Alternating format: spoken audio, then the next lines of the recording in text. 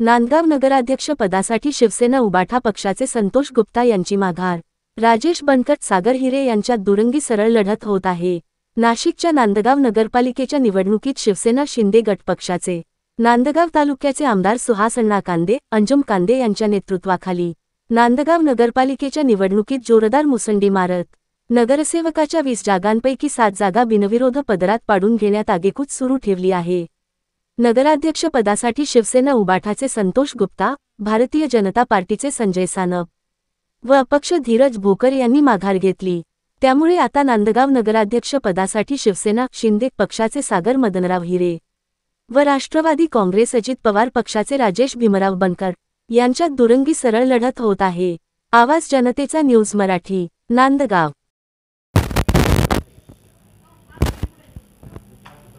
Sir, माघारीच्या शेवटच्या दिनी नगराध्यक्ष पदासाठी किती उमेदवार आता रिंगणामध्ये, तसेच नगरसेवक पदासाठी 10 प्रभागामध्ये किती अर्ज आता आहे आपल्याकडे?